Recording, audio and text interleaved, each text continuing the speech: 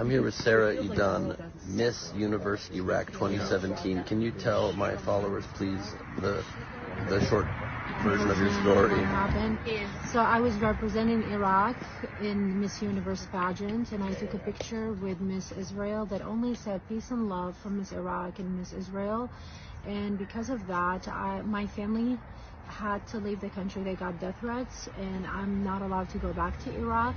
They revoked my Iraqi citizenship. And sounds reasonable. Sounds very reasonable. Which is something they haven't even done against the founder of ISIS. Right, what did you say? The founder of ISIS died with his Iraqi passport. He died with his Iraqi citizenship, but they thought I was more dangerous than him. And basically, with all the hate that I was getting, and people started conspiracy theories saying she's Jewish, she's Mossad. You're not Jewish, for the record. I'm not. I'm Muslim. But, witnessing all the anti-Semitism because people thought I was Jewish, so I was literally getting the anti-Semitism that a Jewish person would get. And I just couldn't believe it. I had no idea that it was that bad. And then I decided to go to Israel to learn more. And of course, I loved it, and I realized it was completely different than what we were taught in Arab countries. And so because of that, and because I spoke at the UN about peace with Israel, they introduced a law in Iraq for any Iraqi who has any relations with Israelis, whether online or offline, death sentence. So, wow. Yeah. So what is your message to people who are misunderstanding everything happening now since October 7th? I think many people, they don't understand the conflict because they are not from the region. They are not born into that religion. And I keep saying that to people, that the same people who are killing Israelis, Hamas, are the same people who killed more Muslims than anyone in history.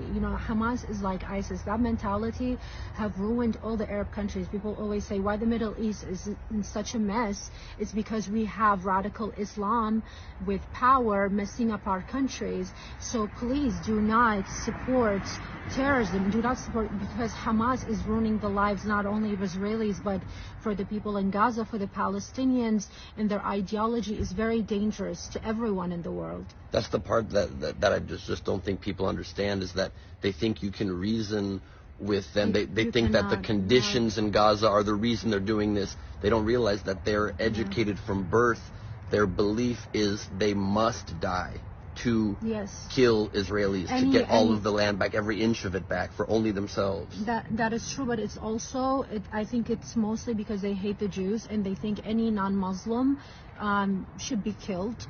That's, their belief. And not just Israelis, the whole West, everyone who's not Muslim, every Christian in the world. And Jews, it's only because they are in the Middle East and they are close to them, but their ultimate goal is that, especially the Muslim Brotherhood, which, it's responsible for Hamas, and they fund Hamas, their ultimate goal is global Islam.